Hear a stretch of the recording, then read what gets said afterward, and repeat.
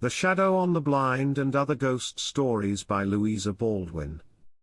Almost everyone, it has been said, would be angry if anyone else reported that he believed in ghosts, yet hardly anyone, when thinking by himself, wholly disbelieves them.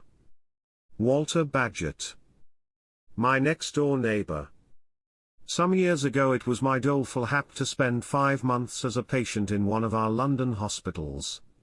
They were the dreariest months in the whole year, from November to February, when the great city is shorn of its summer attractions, and rain, fog, and frost alternately strive for the supremacy, so that I did not lose many outdoor pleasures owing to my illness.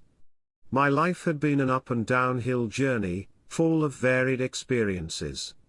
I had travelled much and seen many peoples and countries, I had had wealth and squandered it, and now at length poverty and I were fairly face to face. I had only myself to thank for my reverse of fortune, and I could not complain of the result of my own actions. The boon companions who helped me to spend my money forsook me at the approach of adversity, as midges that dance in the sunshine disappear, when the sky is overcast. I could not but admire the symmetry and completeness of my misfortunes. Penniless, friendless, and for the first time in my life, at 35 years of age, fallen seriously ill. Health, without which I could do nothing and be nothing, was drawn precisely at the time when it was the one thing needful to enable me to retrieve my position. I had wealthy relations, but as I had not cared to know them in my prosperity I had no claim on them in my adversity, nor any desire to imitate the return of the prodigal son on the baseless presumption that a fatted calf would be killed for me. I remember it struck me as odd, when the doctor who visited me in my cheap lodgings gave me an inpatient's ticket for the hospital, whose pleasant lot it had been hitherto to bestow, instead of receive favours. But there was no flavour of private charity in the proffered aid. I accepted it as coming from that great impersonal body, the public, towards whom no one ever felt a burdensome sense of obligation. The principle on which I had always chosen my friends probably made it easier than it would have been to most men of my education, to pass 20 weeks on amicable terms with the very mixed specimens of humanity that passed through the hospital ward as my fellow patients. If a man pleased and interested me, that was his letter of recommendation. I enjoyed his society regardless of social distinctions. I thought no more of him if he happened to be a duke, or less if he chanced to be a cabman. Many were the changes I saw during my long stay in the hospital. Some of my fellow patients died, but most recovered and went away, while I remained till the population of the beds had changed repeatedly, and I grew to be the oldest inhabitant and father of the house. Our ward was a long narrow room with folding doors at each end, a large fireplace in the middle, with 4 high windows at either side, 6 beds under each row of windows, and 12 beds along the opposite side of the room, making 24 in all. The walls were stained a cheerful blue, and hung with engravings of more or less merit, and garnished here and there with texts and mottos inciting us to be very joyful, or, where that was not possible, to try resignation as a useful work-a-day's substitute. The floor was of polished wood, unrelieved by carpet or rug. The windows opened easily by an arrangement of ropes and pulleys, and ventilators close under the ceiling at the opposite side of the ward ensured a thorough current of air, when it was necessary to change the atmosphere. But nothing can prevent the peculiar flatness of hospital air. I never lost the consciousness of it while the smell of carbolic filled me with loathing. It is supposed to overpower other and so-called worse odours than itself, but to me it seemed merely a substituting of one evil for another. The illness that kept me so long in the hospital was a surgical case of great interest to the doctors and considerable suffering to myself, but gratifying to my invalid's egotism, because it was the only case of the kind in the ward, where 9 diseases were apportioned among 24 patients. To have one all to oneself out of that limited number conferred a certain distinction upon one. An Anglican sisterhood was in charge of the nursing at the hospital, and splendidly they performed their duties. I think of them still with respect and gratitude. The nurses were strong, capable women, for the most part wonderfully forbearing with ill-tempered and thankless patients. During the time I spent under their care, I gained some insight into the trials and difficulties of a hospital nurse's life. I came to the conclusion that, if I were a woman, I would do or be anything that was honest, except stewardess on board ship, rather than nurse sick people for a livelihood. It is a marvel to me how anyone used to quiet and privacy in his own home when he is ill ever recovers in a hospital, where he has neither one nor the other. But I had such a splendid nervous system, that it was only on days of prostration following an operation that I really suffered from living in public, and then I did so acutely. In spite of the screen put round my bed to form a make-believe room to myself, in imagination I still saw the 7 faces on the pillows to my right hand and 4 to my left in the long row of beds. I heard every groan, every impatient exclamation of the weary sufferers, and at night I listened with a frightfully exalted sense of hearing to the long-drawn snores of such of them as were happy enough to be able to sleep. The crowd of medical students, who accompanied and thronged about the doctors when they made the round of the wards, was in itself enough to kill a sensitive and nervous patient. They clustered like bees round any especially interesting case, and the more hideous the sights they saw, or the details they listened to, the happier they were and the more notes they took. I looked at the dignified bearing and fine face of the celebrated operating surgeon to whom they were listening by a patient's beside, and wondered could he ever have been an uncouth lad like so many of his pupils. Could those penetrating eyes, full of the fire of genius, ever have winked at a fellow student behind the back of the great doctor of the day some 40 years ago? I soon became interested in the routine of hospital life, and on those days when I was fairly well and free from pain I should never wish to be better entertained than I was in studying my fellow patients. We were a motley crew, surely the oddest 24 men that circumstances could have thrown together. The changes in our population were so rapid that a bed had scarcely time to grow cold before it was in possession of a fresh occupant. We were of all ages, shapes and sizes, and of a variety of nationalities, being, I think, at our most representative when our company consisted of Englishmen, Irishmen, and Scotchmen, with a choleric little Welshman, Germans, a Yankee, a Frenchman, a Swede, a Lascar seaman, a Jew and a Negro. By chance the Yankee on the day of his arrival was put in the next bed to the Negro, but after much nasal vituperation, the arrangement was altered for peace and quiet's sake. We also represented many trades, and had amongst us tailors, policemen, costermongers, postmen, a butler, cabman, a grave digger, a sugar refiner, shoemakers, and an omnibus conductor. We also had some of those mysterious gentlemen of no particular calling or visible means of sustenance, who live at the back of everywhere, that a crowd or an accident brings into the street in swarms, as heavy rain brings worms to the surface of the soil. They are always open to an odd job, when it is highly paid for and not of an arduous nature. They spend their Sunday afternoons demonstrating in the park, clothed in long topcoats and woolen comforters, and never without a short pipe and tobacco, which presumably cost money. Where they sleep at night when they were not in hospital I have no idea. One of our company, who afforded me much amusement, was a genteel and sensitive young clerk, who had it on his mind to explain to me how he came to be in such a vulgar institution as a public hospital. He was consumed by a haunting dread lest, when he had recovered and returned to his place in the office of Messrs. Scrawley and McNibb in Lincoln's Inn, he might be recognized in the street and spoken to by one of his fellow patients, a chimney sweep of too friendly a disposition. His face, sir, would be black in the pursuit of his avocation and I shouldn't know him, but he'd see me a mile off and run after me, and if a man in my position is seen talking to a sweep I shall be ruined, said my sensitive little clerk. I made a great variety of friends among my fellow patients who stayed long enough to feel some interest in others, as the terrible egotism of their own sufferings abated. I parted on excellent terms with a butler, who taught me the kind of whistle I must give at the area gate when I called to see him after nightfall. A handsome driver, bidding me goodbye, in the fullness of his heart, offered to take me in his cab down Piccadilly for my first airing after I left the hospital. A thoughtful little German baker with whom I talked metaphysics in accordance with the definition, that, when a man talks to you in a way that you don't understand, about a thing which he doesn't understand, them's metaphysics, as a parting gift presented me with a list of shops whose bread one would do well to avoid, from the baker's custom of working the sponge with unwashed hands, and I thanked him. A costermonger acquaintance taught me how, when buying fruit off a barrow in the street, to detect the tricks of the trade.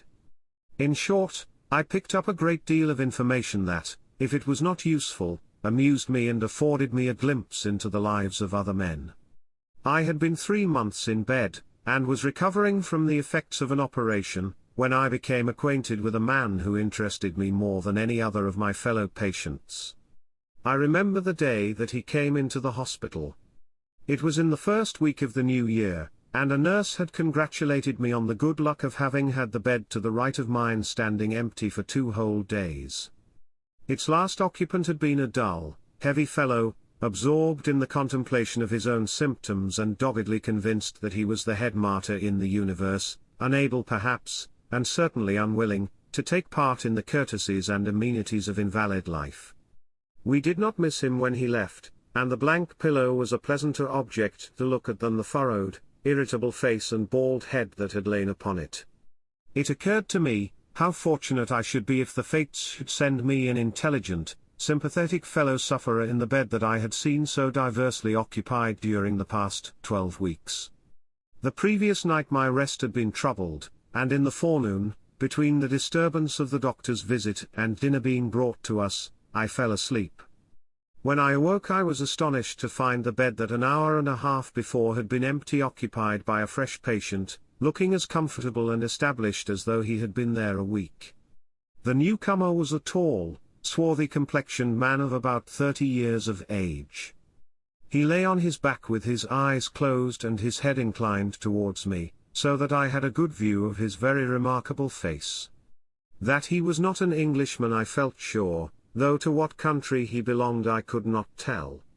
He was clean-shaven as I thought, but I afterwards found that no hair grew on his face, and a month without a razor did not darken his lip or chin. His skin was of a yellowish brown, and his straight black hair that covered his ears and lay on his cheek was cut square across the forehead. The nose was large and prominent, the mouth large, thin-lipped and well-shaped, and the jaw formed a powerful angle from the ear. The length of the face from the eyes to the mouth was greater than is usual, and the finely modelled long hollow of the cheek gave a melancholy and dignified outline to his countenance. I wondered what he would be like when he awoke, and as I watched he opened his dark eyes, large and set wide apart, with a clear and penetrating expression. As I looked in his face, that in spite of its smoothness was essentially masculine, and in expression a quaint mixture of shrewdness and childlike simplicity, I said to myself, "My friend, I cannot offhand assign you to any particular country, but I can date your type of face for you. You have no business at all wandering about in the 19th century. You ought never to have stirred from the 14th, nor emerged from the pages of Froissart, to which you really belong." There was a quiet dignity about the man that forbade me to ask the usual questions that inaugurate a hospital acquaintance, such as, "What's your name? Where do you come from? And what's the matter with you?" And I waited my time for a favorable opportunity of speaking to him. When the nurse gave me my dinner I asked her, "Who is the man in the next bed?" "A Frenchman, he was brought here while you were asleep." Good, thought I, then I shall amuse myself by rubbing up my rusty French with him. "Can you tell me his name?" "No, I can't remember French names, and besides, he has a string of them, those foreigners always have." I reached paper and pencil from the locker by my side and gave them to the nurse.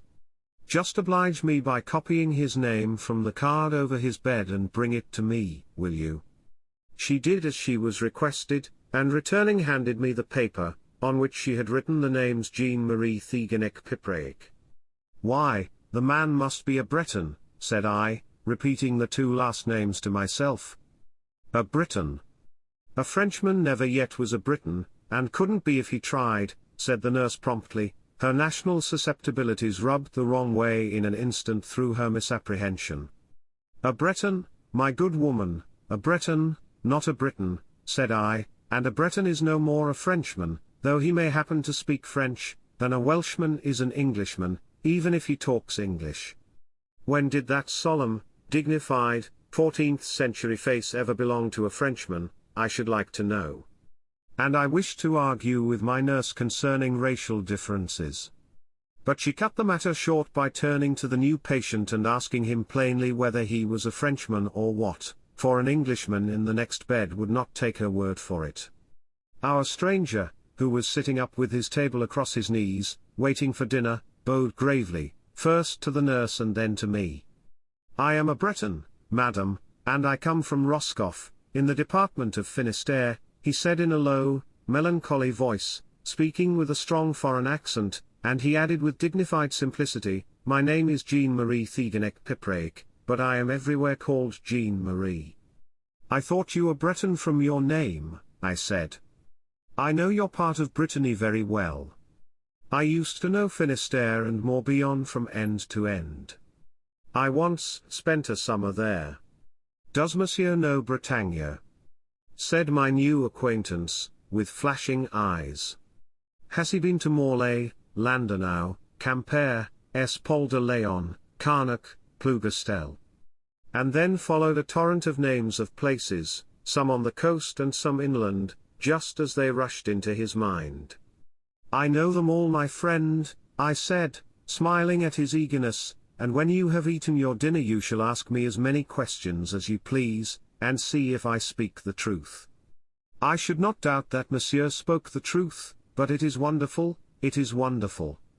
I noticed that Jean-Marie, as I already called him to myself, devoutly crossed himself on the forehead and on the breast, before and after he took food. I tried to talk French with him, though not always with lucid results, for he had learned French as a second language, and spoke a strange patois, while mine, such as it was, had been acquired in Paris. An acquaintance sprang up rapidly between us, founded on my knowledge of the scenes of his childhood, and the places dearest to him in his manhood. And I grew fond of Jean-Marie, so that my heart sank when I learnt how badly the doctors thought of his case. By degrees he told me the simple story of his life. Jean-Marie Thigeneck-Pipraik was the son of a poor fisherman and his wife who lived near Roscoff, on the coast of Finistère. He and his younger sister, Anne, namesake of La Bonne Duchesse, who after 4 centuries is still spoken of in Brittany as though she had been dead but a generation or so, were the only children, and had been brought up in such poverty and hard work as sounded incredible to my pampered English ears. They never tasted meat. Their food was the coarsest bread, with onions and potatoes, and occasionally on festival days a little fish and milk. They rose at 4 in the morning to make or mend fishing nets, or to work on the small plot of ground surrounding the hut in which they lived. The father was out fishing every night, and the mother burnt a taper in the window that in calm weather he could see as a glimmering point of light, when his boat was tossing on the water far from shore. When he came safely home out of the teeth of the western gales that ravaged that coast, the pious mother took her children to the church, to thank the Blessed Virgin for her protection. Once when the husband and father had been miraculously preserved in a storm, they made a votive offering of a model of a fishing boat, which was hung suspended from the roof of the chancel before the altar of their patron saint, in visible token of the mercy of heaven, and the gratitude of man. But there came a fearful night in autumn when a sudden squall of wind struck the little fleet of fishing boats, and in the dismal dawn, when stormy sea and sky seemed torn together in one grey mist, out of the welter of devouring waves, the drowned bodies of brave fishermen were washed ashore. And among them that of Thigeneck-Pipraik, the father of Jean-Marie. The sea is cruel on the coast of Finistère, monsieur, it makes many widows and orphans, and on winter nights we hear it howling like a hungry wolf at our door. But in the summer it is often still and blue as the sky above, and the little islands are like clouds floating on its surface. In the summer, monsieur, the sea is like the love of the bon Dieu, in the winter it is like his wrath, and we tremble before it. Jean-Marie was to have been a fisherman, like his father before him. But the mother, dreading lest the cruel sea should take from her her son as well as her husband, moved a short distance to Espol-de-Léon, where she found work for herself and little Anne in the fields. Jean-Marie, only 10 years old, worked his 12 hours daily as a farm labourer for a trifling pittance, but, as he said, the bon Dieu saw that I wanted for nothing. I had bread, I had health and strength, and as I grew older I was able to succour my mother and my sister.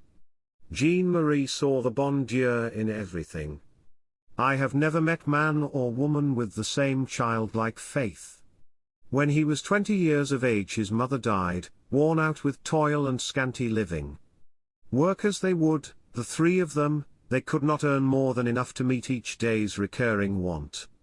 They could not lay by a sou against sickness or accident, or afford the weary mother a little rest before she died. Shortly after her death her daughter married a fisherman and went to live on the island of Batsoff, the soil of which is tilled by the women, while the men plough the sea. And there she still lives in many childed poverty. "How come you to speak English, Jean-Marie?" I asked him one day when he was free from pain and able to enjoy conversation. "Monsieur, I learnt it from an excellent compatriot of yours, who lived for many years at Karnak, trying to find out the meaning of the great stones there. Monsieur Smith was like a father to me. I was his servant, I dug his garden and tended his horse and cow, and he taught me to speak his difficult language. For several years I lived with my master. He was not Catholic, Monsieur, Père Croissac would have it that he was not even Christian, but the bon Dieu had given him a good heart, and the poor prayed for him. I tried to convert my master, and I assured him of the miracles that the holy saints still work in Bretagne.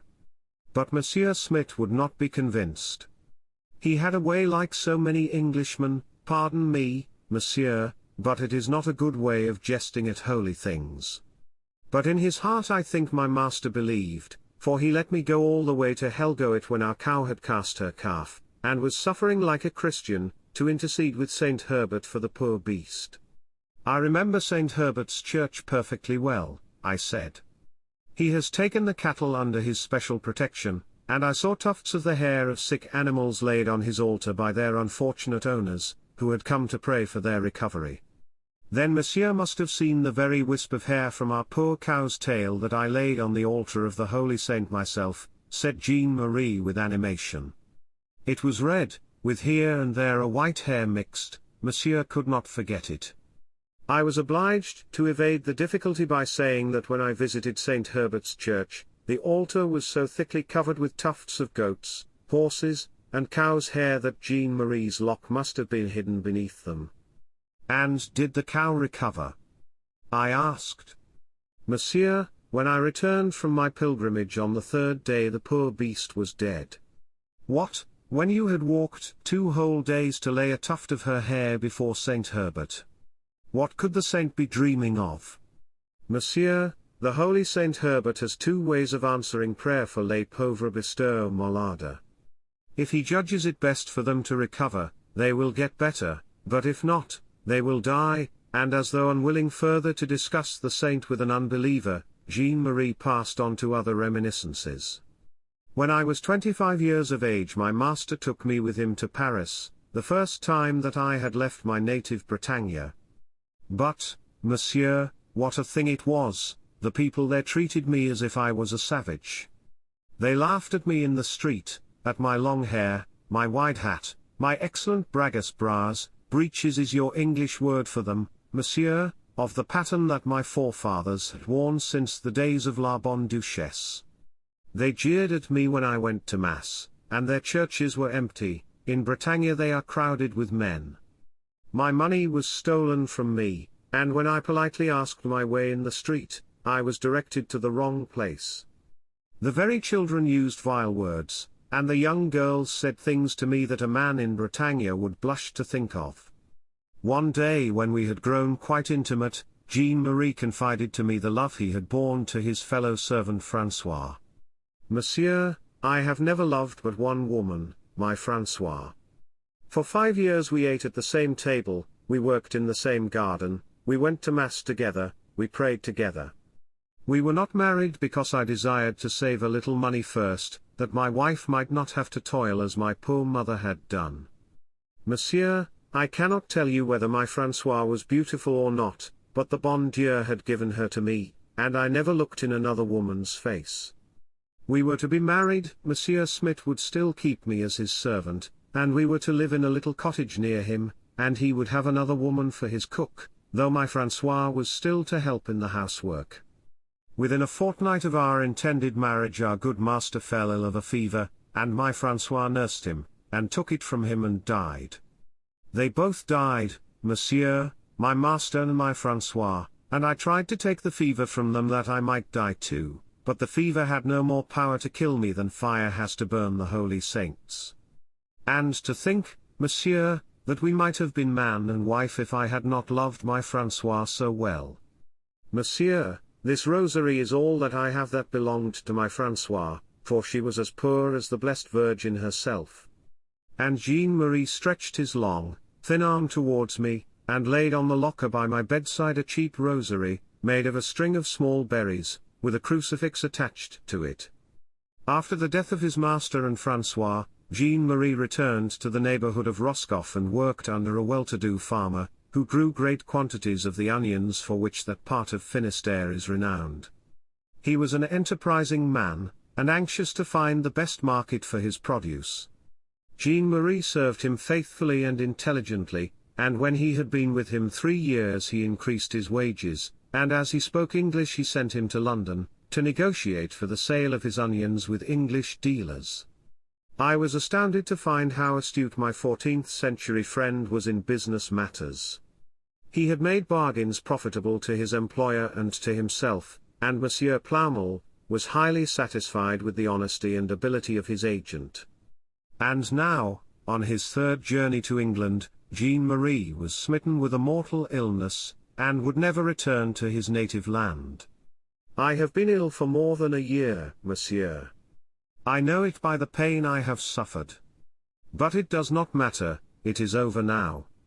I have finished my work. The day before I came into this hospital I sent to Monsieur Plaumal every sou I had made for him, and a draft for 300 francs that I had saved for my poor sister and her children.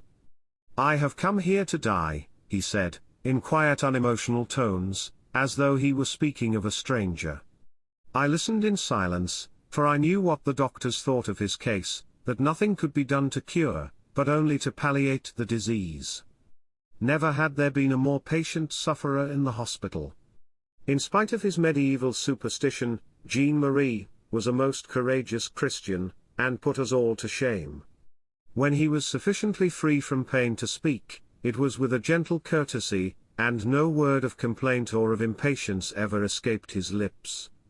He was always ready to listen to the egotistic grumbling of his fellow patients, though he tried, by example and precept, to lift us out of the narrow groove of self-centered suffering. One day I saw that he was enduring agony. His dark face was livid, and when he could speak he said quietly, "Monsieur, these pains are pinpricks compared with those the blessed Redeemer suffered for us." That night Jean-Marie was very ill, and I lay awake, partly from sympathy with him, partly because his restlessness made it difficult for me to sleep, as he muttered and talked to himself without ceasing. The nurse was in constant attendance upon him, and she said to me, "His sleeping draught has not suited him tonight, he is terribly restless." Between 2 and 3 o'clock in the morning I thought that she was again leaning over Jean-Marie. On the opposite side of his bed, facing me, a woman stood wearing a white cap, but not such as our nurses wore, and she was bending over Jean-Marie as though she would kiss him. Then she knelt, holding his hand in hers, and the light in the ward was sufficient for me to see that she wore the costume of a Brittany peasant, with the colored cotton kerchief on the shoulders, tucked into the bib of the black apron in front. I raised myself in bed, and a nurse, who was sitting by the fire, came to me at once. "Do you want anything?" she asked. "Yes, who is that woman?" And I pointed to the figure still standing by Jean-Marie. "What woman?" she said, looking in the direction I indicated. "That Brittany peasant woman, to be sure, by Jean-Marie's bedside, talking to him and holding his hand." "You have been dreaming," said the nurse, "there is no one there." lie down and try to go to sleep, though I dare say that poor fellow makes it hard for you to rest." I had not been dreaming, though Jean-Marie had, for afterwards he awoke with a little sigh as if he were sorry to return to consciousness, and said in his quiet tones, "Monsieur, the bon Dieu has been very good to me. He has sent my François to me in a dream, and I have seen her and held her hand in mine. I am only to suffer 3 days more, for on Sunday morning at 2 o'clock my François is to fetch me." And he laughed to himself, a little laugh of incomparable happiness, and soon afterwards became again delirious.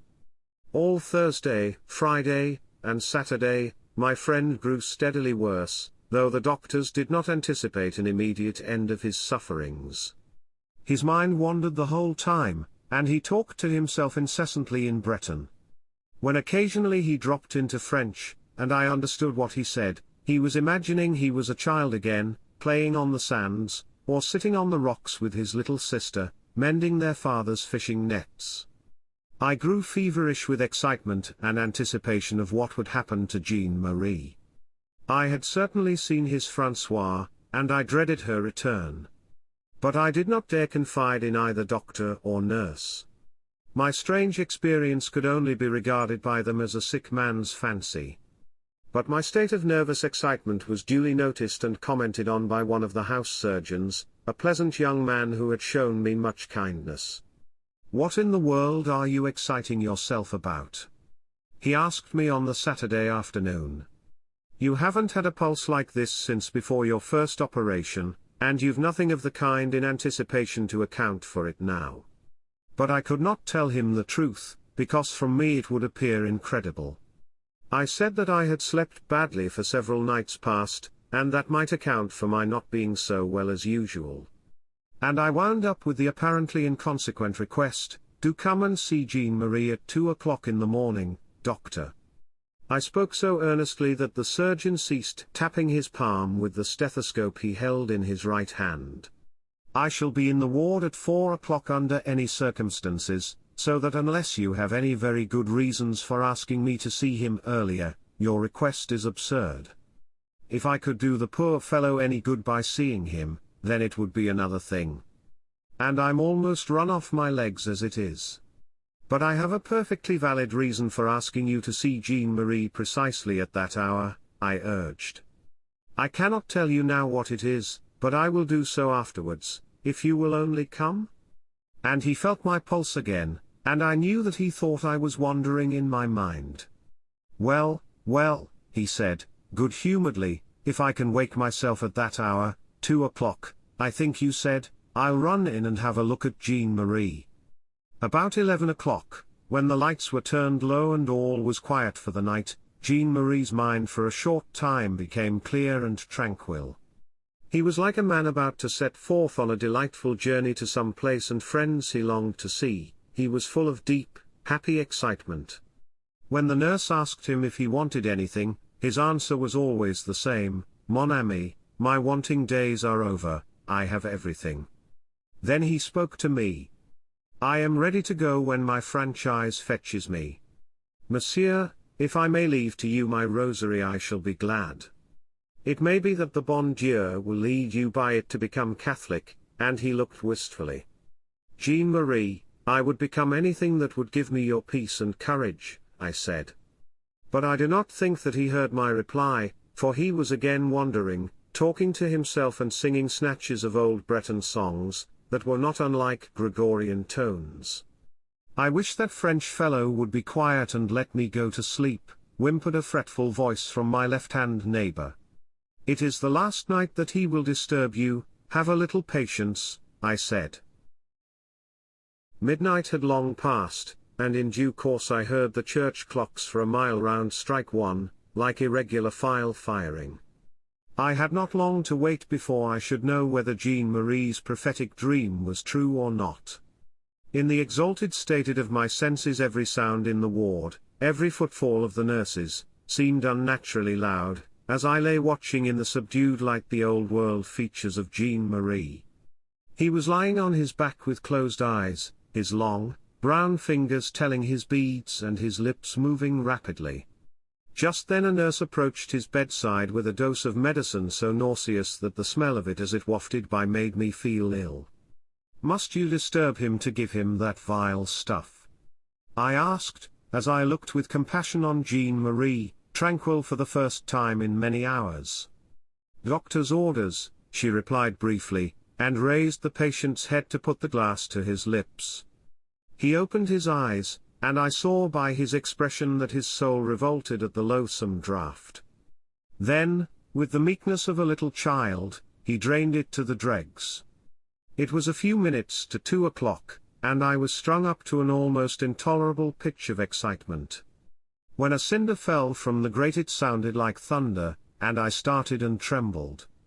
Jean-Marie had fallen into a restless sleep, but he no longer muttered and talked to himself. I could hardly believe my eyes, though I firmly expected what I saw. By the side of Jean-Marie's bed stood the same form I had seen 3 nights ago, the Brittany peasant woman. Her plain, swarthy face was covered with the sweetest smiles, and she leaned her dark head in its snowy cap over Jean-Marie till her cheek almost touched his. My heart beat to suffocation, and I leaned upon my elbow, determined to watch closely. It was seldom that everyone was asleep in the ward at the same time, and the sister in charge and the nurses were certainly awake. Did no one but myself see the tall figure by Jean-Marie's bed?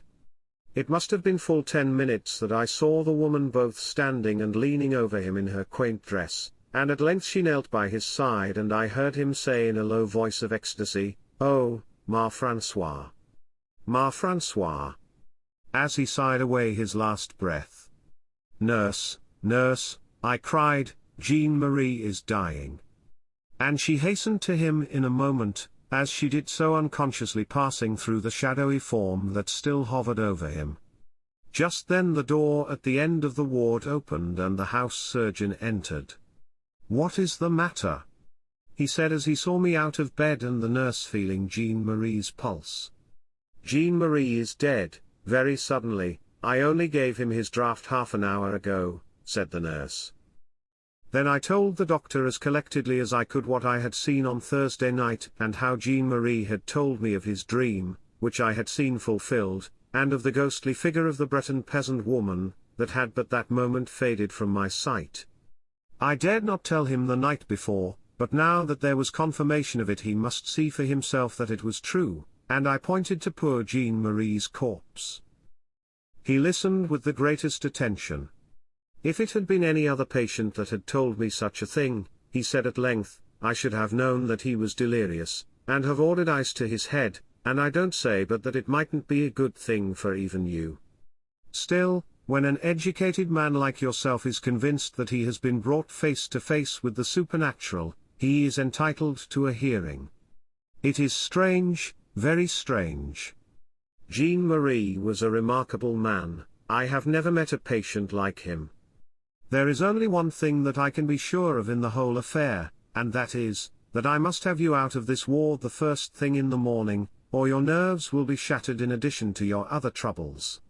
The body of my poor friend was removed before any of the patients were aware that a death had occurred. In a few hours I found myself in another ward of the hospital, surrounded by fresh faces, and I could hardly be certain whether or not I had dreamed the strange story of Jean-Marie Thigenek-Pipraic. The empty picture frame. It was a wild day in September. An equinoctial gale had raged since dawn, shaking doors and windows, and battering the walls of Eastwick Court. The orchards were strewed with bruised fruit plucked by the rude hand of the wind. The gardens that yesterday, neat and trim, basked in autumn sunshine, today were littered with branches stripped from the trees, and melancholy with uprooted flowers. The paths were cut into channels by torrents of rain, that washed the loose sand on the grass, where, as the water subsided, it lay in red patches. At sunset there came a sudden lull. The gale fell to a whisper, and the rain ceased. But no flush of light overspread the grey sky. No western glow shone on the sombre walls, or reflected its red light on the rain-washed windows of the old house. Within doors it was too dark to read or work, and in the enforced idleness of twilight, Miss Swynford laid down her book, and seated herself on a low chair by the fire. Catherine Swynford was alone in the great drawing-room.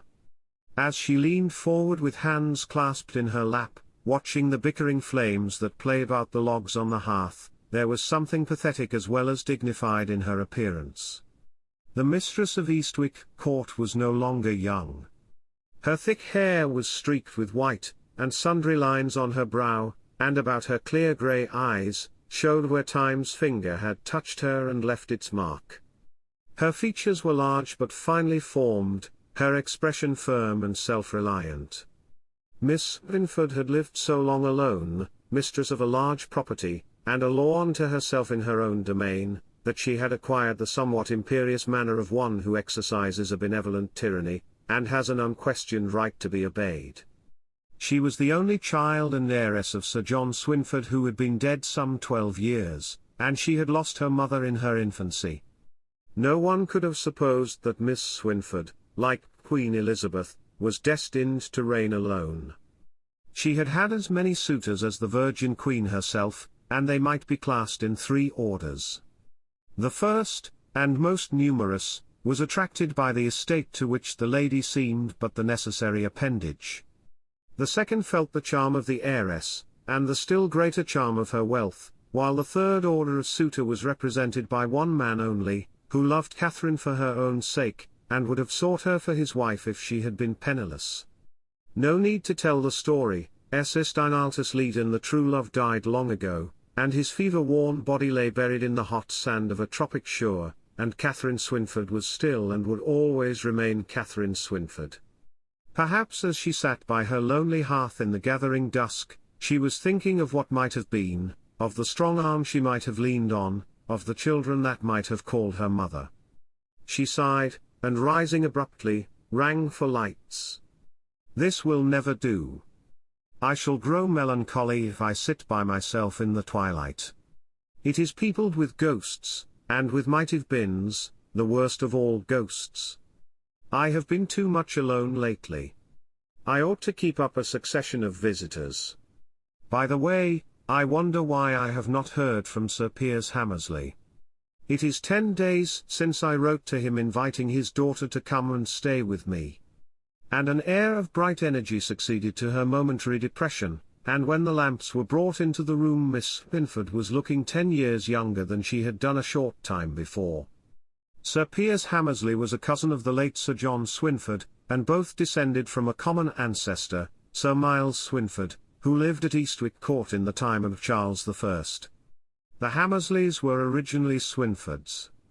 But Sir Miles' second son Adam had married an heiress in Cumberland, and Hammersley, on the condition that he should bear her name as well as share her fortune. When Adam went to live in the north, he took with him his sister Jocelyn, whose lover Colonel Dacres had been wounded fighting for his king, and died in her father's house, since when she had pined and drooped at Eastwick Court. Jocelyn was only 23 years old, and her family thought that absence from home and its tragic associations would restore her to health and cheerfulness. And in this hope she made what was then the long wild journey out of Herefordshire into Cumberland. But no change of air or scene could arrest the decline into which she had fallen. Before the spring came she was laid in the vault of the Hammersleys. Her sad story and the tradition of her beauty, confirmed by a portrait still preserved at Eastwick Court, had caused her to be remembered both by the Swynfords and Hammersleys, and the name of Jocelyn had not been allowed to die out in the family. The very reason why Miss Swynford had bestirred herself to write to her father's cousin, whom she had not seen since she was a girl, was that his only daughter was named Jocelyn. Her heart had warmed towards her unknown kinswoman in her loneliness, and she had written asking Sir Piers to allow his daughter to visit her at the house that was the birthplace of the original Jocelyn. The Hammersleys still lived in Cumberland, and Miss Swynford's letter must have reached its destination the day after it was posted. But she had received no answer to her friendly invitation. She was astonished and almost affronted by chilling silence where she had hoped to meet with a cordial response. My cousin Jocelyn is so much younger than I that perhaps she does not feel very eager about spending a few weeks alone with me, she argued with herself. But at least she should be wishful to see the home of her ancestors, and the portrait of Jocelyn Swynford, whom she is fortunate if she resembles in personal appearance.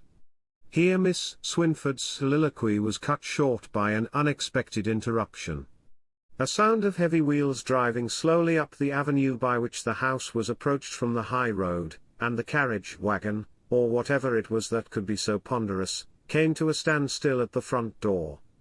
The storm must have cut the gravel up terribly, thought Miss Swynford. I never heard wheels sound so heavy in the avenue before. Who can be paying an afternoon call so late, just when I am about to dress for dinner? And the heavy carriage drove slowly away. Immediately afterwards the drawing-room door was thrown open, and Bennet the old butler announced Miss Hammersley. Miss Swynford started with surprise, and advanced to welcome a young and tall lady dressed in black, some 15 years her junior. She was of a mortal pallor of complexion, with dreamy brown eyes and fair hair, and bearing the most extraordinary resemblance to the portrait of Jocelyn Swynford. "My dear cousin, you have dropped upon me from the clouds. I have received no intimation that I should have the pleasure of seeing you today, or I would have driven to the station to meet you myself," and she kissed her young kinswoman's pale cheek. "How cold you are, my dear. Come and sit near the fire before you take off your cloak."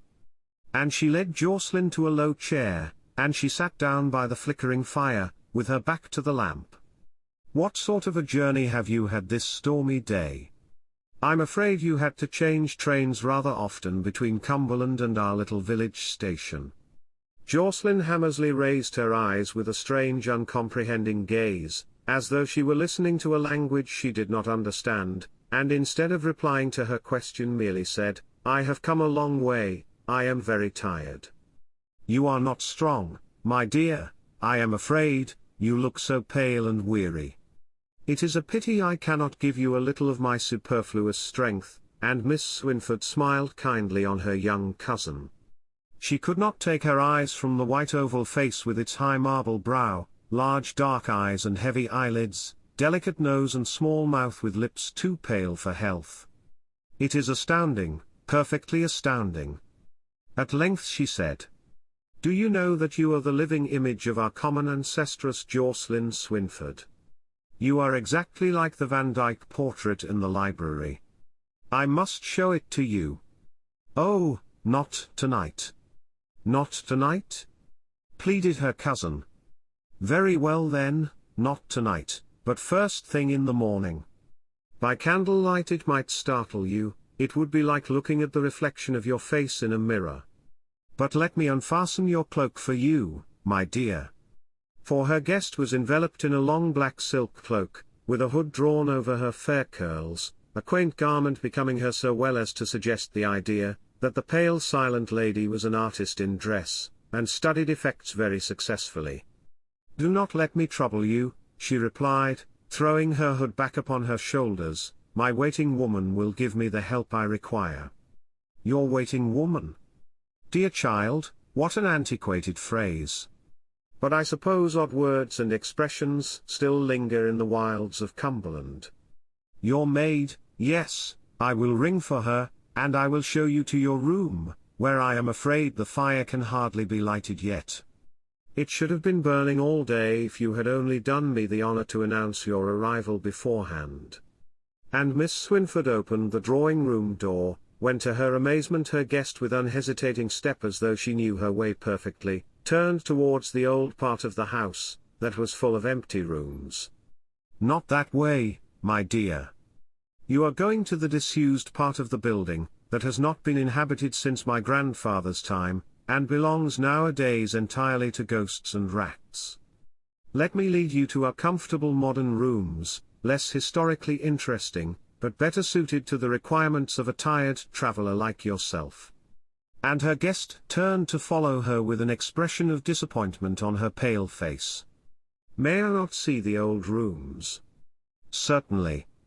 I will show you everything, beginning with your own portrait, tomorrow morning. But here is your maid and this is your room. As we dine in half an hour I will leave you now to dress." And mistress and maid were left together. Miss Hammersley's maid was no less remarkable looking than her mistress, with the same extreme pallor, though here the resemblance ended, for the mistress was beautiful and the maid distinctly ugly. Her grey hair was drawn away from her dark bony forehead under a close-fitting white cap. Her eyes were small and black, and her mouth large, with thin compressed lips. Like her mistress, she was dressed in entire disregard of existing fashion, in a dark woolen material, with a deep linen collar and long white apron. At first the sight of a maid wearing a cap that a modern cook would scorn, and an apron suitable in size for a scullion, occasioned rude mirth among Miss Swynford's servants. But their laughter was brief, and succeeded by uneasy fear, for Mistress Galt, as Miss Hammersley called her maid, had queer unaccountable ways, in harmony with her strange and repellent appearance. The morning after Miss Hammersley's arrival at Eastwick Court, the sun shone brightly on the destruction caused by the storm of the previous day, and the gardeners were busy repairing the damage done by the wind and rain. When Miss Swynford entered the breakfast room, her guest was walking on the terrace, dressed in a white close-fitting gown low and open at the front, and her bare neck exposed to the chilly morning air. Miss Swynford hastened to her from the open window, exclaiming, "My dear child, you will catch your death of cold. Come back and put a shawl over your neck. Is it still the fashion to come down to breakfast in a low dress as my grandmother used to do?"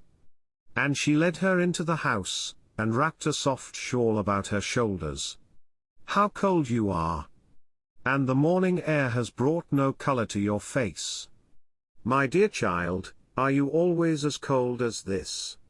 "Yes, always," she replied quietly.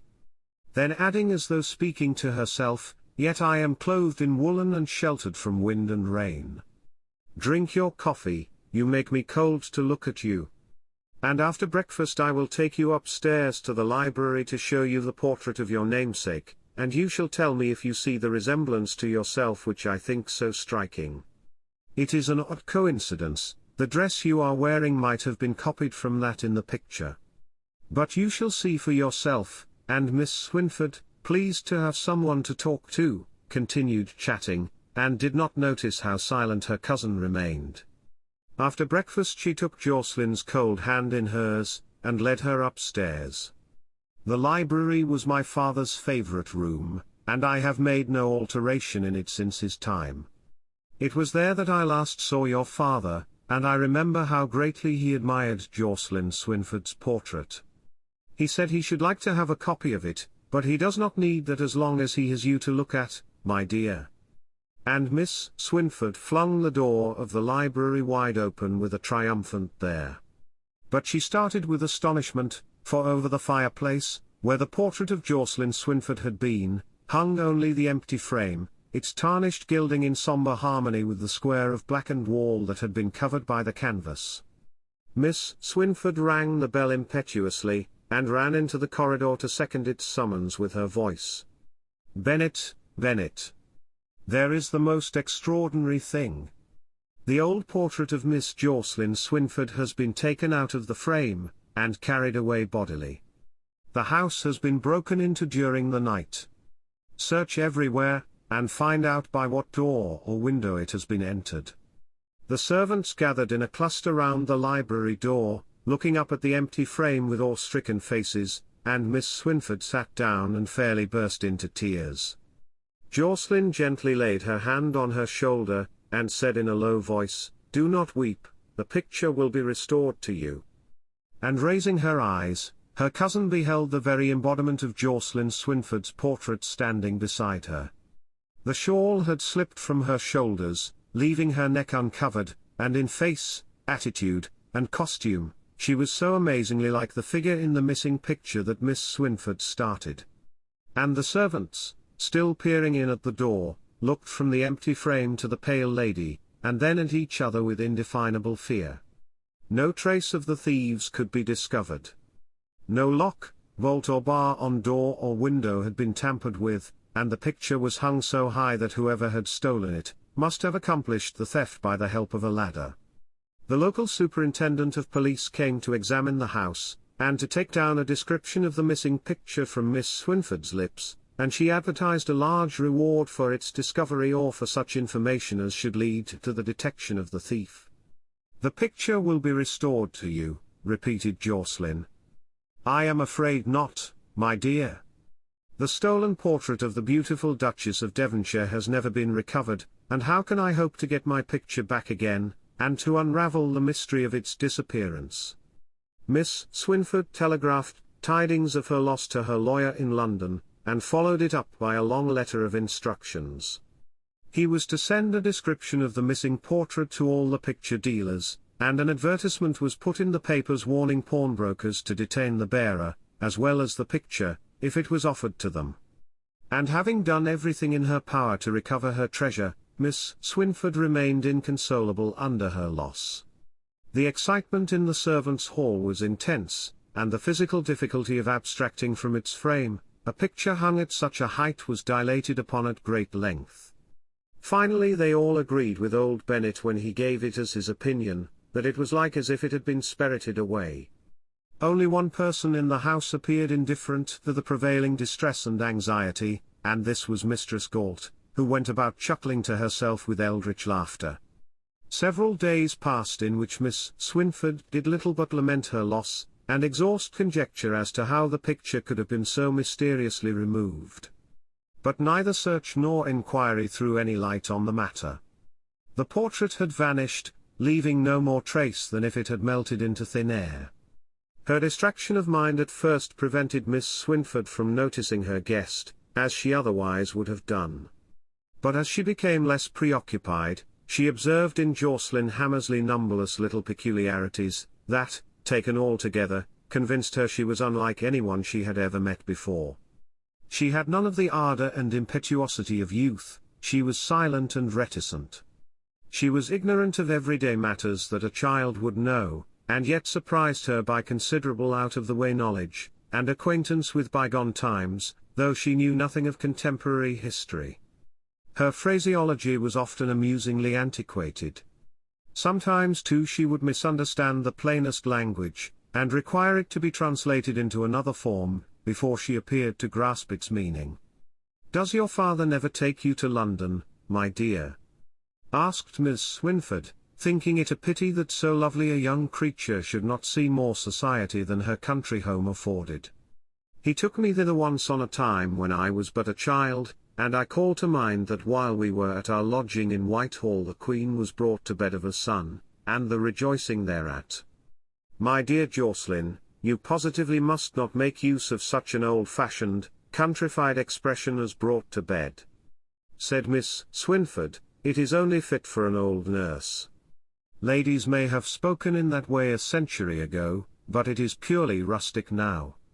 If you must date your visit to London by royal domestic events, you should say you were there when the Queen was confined." "But that would not be the truth," replied Jocelyn, raising her dark eyes and folding her hands in her lap, "for it was not the Queen's but the King's Majesty that was confined in Carisbrooke Castle," and she sighed heavily. Miss Swinford was confounded. Could it be that her beautiful young kinswoman was mildly deranged? She looked into the dreamy brown eyes fixed upon her, and merely saying, "I think you have lived too much alone in the country," lapsed into thoughtful silence. That night when Miss Swinford was retiring to rest and her maid was about to leave the room, she lingered at the door and said, "There's something I want to speak to you about, miss, but I hardly know how to, for it's about Miss Hammersley." "What is it, Dapper? What can you have to say that concerns my cousin?" "There's something strange about the young lady, miss, and about Mistress Galt too, as she calls her. They walk in their sleep or something as bad. Last night when I was lying awake I heard footsteps, and I got up and opened my door, and crossed the gallery and looked over the banisters, and there below if there wasn't Miss Hammersley and her maid going into the empty rooms in the old part of the house.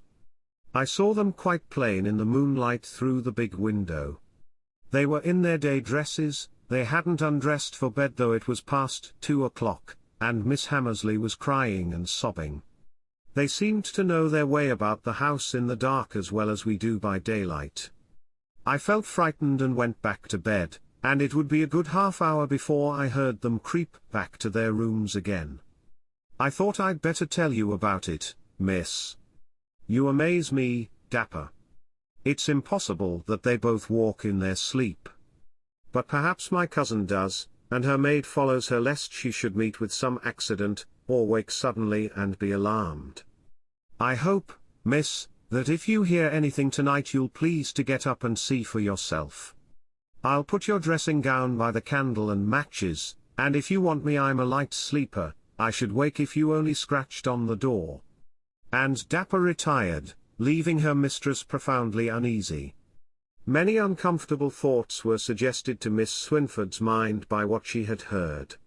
She rose and locked the door, that if Jocelyn walked in her sleep, at all events she would not be startled by her entering the room in the night with wide unseeing eyes. She thought over all her cousin's peculiarities, her strange inanimate expression, her deadly pallor and coldness, her silence and dreamy look, and decided that she was a very likely subject to be a somnambulist. Having settled this painful matter to her satisfaction, Miss Swinford's mind reverted to its favourite theme, the inexplicable loss of the portrait. And she fell asleep to dream that her cousin stood in the tarnished frame over the library mantel-shelf, saying, "I told you that Jocelyn Swinford's portrait would come back to you." When she woke suddenly, the clock struck 2, and she heard gentle steps in the carpeted gallery.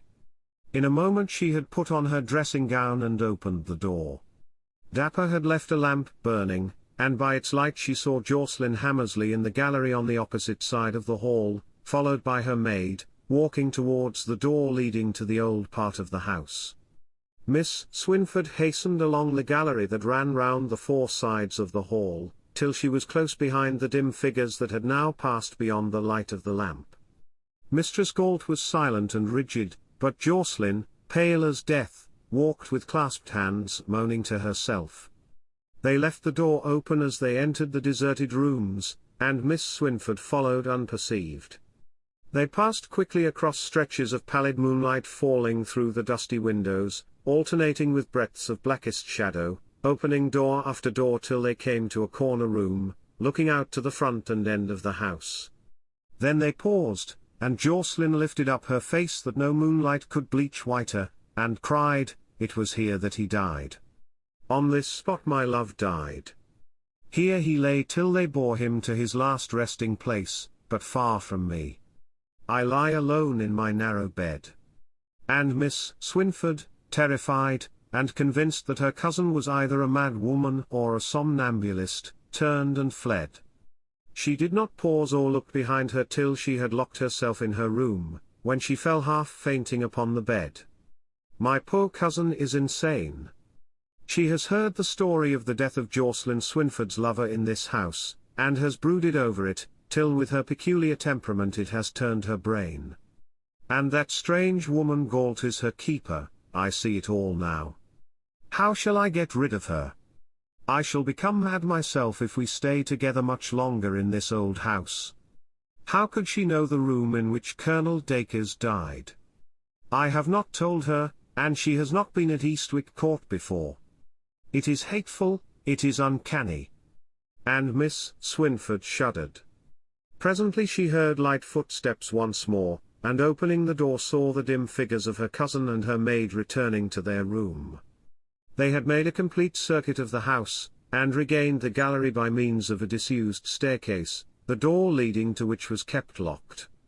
When all was once more silent, Miss Swinford crossed the gallery, candle in hand, to examine for herself if the lock had been tampered with. But the door was fastened as it had been for many years, and the paper pasted round it to prevent draughts was undisturbed.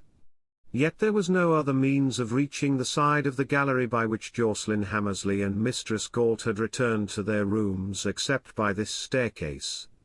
Miss Swinford slept no more that night, and when she closed her eyes, it was only to open them and assure herself that the pale-faced Jocelyn was not standing by her side. At length, when morning light filled the room, she drew aside the curtain and looked into the garden. She was startled to see Jocelyn and Mistress Galt standing together under the window. Neither of them wore hood or kerchief in the keen morning air, and Jocelyn's bare neck looked white and cold as marble. "She is as like the old portrait as though she were the original Jocelyn come back from the dead," exclaimed Miss Swynford. Mistress and maid were looking fixedly at a spot in the garden, towards which first one pointed and then another, and in the silence of the early morning Miss Swynford could hear every word. "And I say, Mistress Jocelyn, that the bowling green lay yonder. Nay, be not so confident. You were here but for a few months when all was sorrow and confusion, while I dwelt here for 23 years, and till the cruel wars came had great joy and pleasure in my home. The bowling green was by the sundial, and lay to the north of the maze. But that is gone too. All is changed, the very flowers wear strange faces. Shall you not rest, mistress, since you have seen that which you prayed to see once more?" "Yes, I shall rest. I shall sleep till we all wake together." "Mad. Stark mad!" ejaculated her cousin as she dropped the curtain and turned from the window. The day proved wet and stormy, and Miss Swynford had to pass the heavy hours indoors with her uncanny guest. She was now so fully convinced of her cousin's insanity that she felt nervous in her presence, and unable to question her about her mysterious conduct. Jocelyn was, if possible, quieter and more reserved than ever. She looked fearfully ill, at times scarcely conscious, and as though her dark eyes moved with difficulty from one object to another. "I am afraid you did not rest well last night, you seem so tired," Miss Swynford ventured to say. "I have not slept of late, but soon I shall rest again." And she seemed almost to fall asleep as she spoke. Only once did she show spontaneous interest in anything, when turning over the leaves of a book, she came upon an engraving of the celebrated portrait of Strafford. Then her pale face seemed to radiate light. "My Lord Strafford!"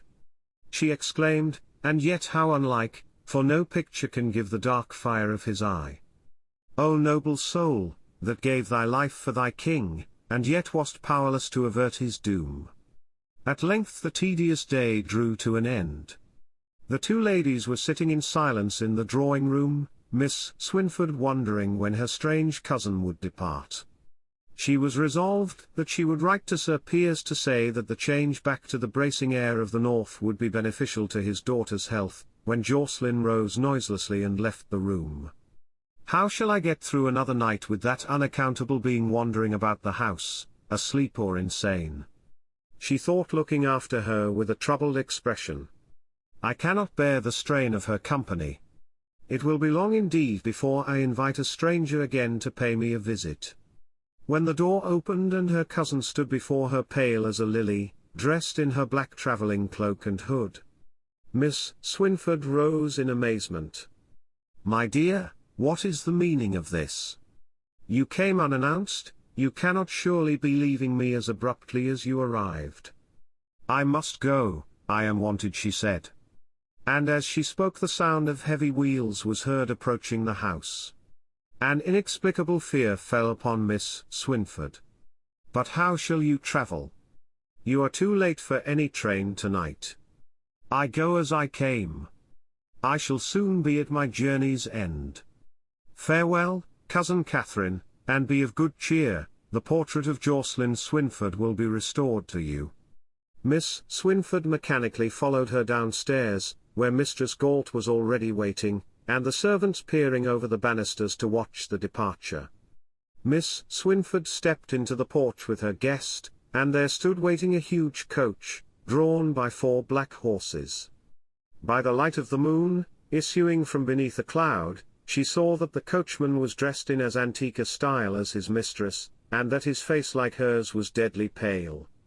"Farewell, cousin, farewell," said Jocelyn, touching Miss Swynford's cheek with her cold lips. "The missing picture will be restored to its place." And, followed by Mistress Galt, she stepped into the coach, in which 6 persons could have seated themselves with ease. She leaned out of the window, and bowed to her hostess with solemn formality. Then the horses, moving at a heavy trot, drew the lumbering vehicle down the avenue towards the high road. Miss Swinford, Bennet, Dapper and a couple of grooms, attracted by the extraordinary sound of the heavy carriage approaching the house, stood awestruck watching it depart. Not one of them could have expressed his fear in words, and the terror each felt was the greater for being unspoken. The huge coach rumbled along the avenue, when it turned into the high road, and still they could hear the heavy wagon-like sound of its wheels. "They have taken the turning to the left," cried Miss Swinford, the first to break silence. "That great carriage and 4 horses can never cross the brook bridge. They should have turned to the right. See if you can overtake them before the road is too narrow for them to turn." And the grooms ran down a side path that was used as a short cut to the road. The heavy sound of wheels grew duller and more distant, and suddenly ceased. "Thank goodness they are stopped in time, they will turn now?" said Miss Swinford. But still no sound was heard. Presently the grooms came back breathless with running, the younger of them looking ready to faint. "You stopped them in time, Landon, I hope?" asked Miss Swinford of the elder of the 2 men. Oh Lord, ma'am, there's no coach nor nothing to stop. As I'm a living sinner, there's nothing but a 3-mile stretch of road clear as day in the moonlight, and not so much as a wheelbarrow on it, and neither man nor beast to be seen. That big coach and 4's clean gone, same as if it had sunk into the ground." "Come into the house, madam," said Dapper, supporting her mistress, for she staggered as though she would fall, "and thank God, however they're gone, those white-faced witches are out of the place at last." And sick with amazement, Miss Swinford suffered herself to be led indoors. When she had recovered herself, she said with her usual determination, "Dapper and Bennet, come with me into the library, I want you both." And they followed their mistress in silence. Miss Swinford paused for an instant on the threshold, then opening wide the door, all 3 entered the room. The lamp stood on the table, a cheerful fire burned on the hearth. Everything was in its accustomed order, and Dapper and Bennet looked vaguely about them, wondering why they were wanted. But their mistress pointed to the wall above the mantel-shelf. From its tarnished frame the portrait of Jocelyn Swinford looked down on them once more, as though it had never been missing from its place. Dapper screamed shrilly, Bennet gazed open-mouthed, Miss Swinford buried her face in her hands and said in a tremulous voice, "This is dreadful. What does it mean? What can it mean?" The next morning's post brought Miss Swinford a letter from Sir Piers Hammersley, at Carlsbad, where he and his daughter were staying, apologizing for her letter remaining so long unanswered, but it had been carelessly overlooked and only forwarded to him that day. He was exceedingly annoyed to think how uncourteous he must have appeared. Jocelyn, too, was as sorry as himself. She hoped that her cousin would renew her kind invitation some future time, to give her the pleasure of making her acquaintance, and of visiting the old home of the family. Then the strange beautiful girl, who had come and gone so mysteriously, whose visit had corresponded with the absence of the portrait of Jocelyn Swinford, was not her cousin after all. Who then was she, or what was she? Miss Swinford believed that she knew who her strange guest had been. But she dared not express her conviction in words. Her friends would have thought her mad. She kept her secret locked in her breast. But she was a changed woman from that time forward, and within 12 months the last of the Swinfords was laid to rest in the family burial place.